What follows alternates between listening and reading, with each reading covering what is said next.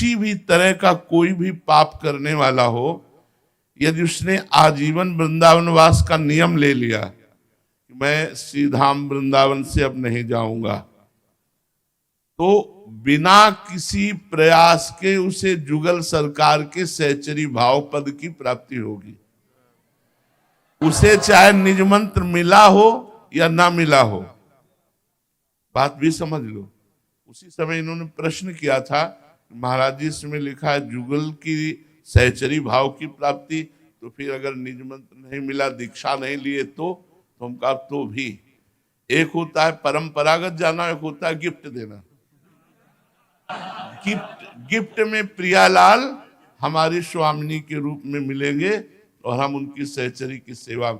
एक बार मानसरोवर में पूज्य गुरुदेव भगवान ने कहा कि वृंदावन में यदि कोई पक्षी भी उड़ के आ जाता है तो सहचरी भाव को प्राप्त हो जाता है। तो उस पक्षी को किसने निज मंत्र दिया, उस पक्षी को किसने दीक्षा दी?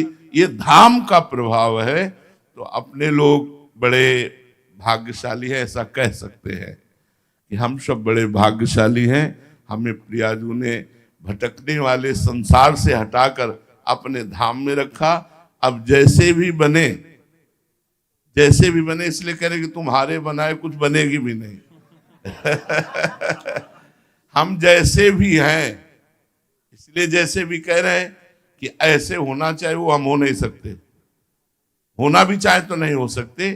जैसे नवीन बाढ़ का पानी पहाड़ से जब नीचे की तरफ उतरता है तो मकान, घर द्वार, गाड़ी घोड़ा सब बहा ले जाता है, ऐसे ही ये माया त्रिगुण का प्रभाव चल रहा है, ये सबको बहा रहा है, कोई नहीं बच रहा है।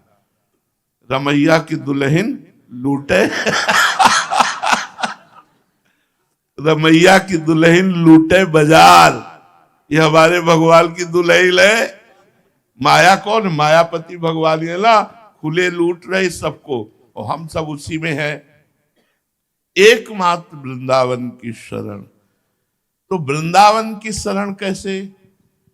हमें तो आज तक जैसा अनुभव हुआ कि बिना किसी वृंदावन वासी की कृपा के वृंदावन वास हो ही नहीं सकता। जैसे हमें हुआ तो श्री राम शर्मा आचार्य की कृपा से, वो वृंदावन वासी और रास उपासी और रास का प्रकट दर्शन कराने वाले, उनका आशीर्वाद जब उनके चरणों में लौट गए, बोले बाबा मेरी एक बात मान, तू वृंदावन आ जा, तुझे बिहारी जी कभी छोड़ेंगे नहीं। बस वो गुरु मंत्र हमारे जीवन में हमको वृंदावन लाया। और आपको कौन लाया? आप देख ही लो। कि अगर आप आए हो तो कहां से कैसे आए हो, कहीं ना कहीं वृंदावन के रसिकों की वाणी गई और आपको लाई। तो बस पड़े रहो, पड़े रहो। श्री धाम वृंदावन का द्वार मत छोड़ना। महारानी जो कभी गलबहियां दे के निकलेंगी वो देखेंगे हमारे द्वार पे पड़ा।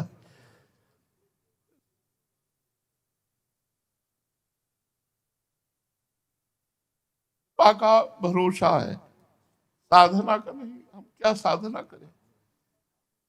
मन अलग जा रहा है, इंद्रियां अलग जा रही, तन अलग, तो हम क्या साधना करें? हम बस यही कि जैसे द्वार में पड़े हैं तो कभी बड़े हैं, वो कभी निकलेंगे, देखेंगे कि हमारे द्वार पे पड़ा है, कभी कृपा करते।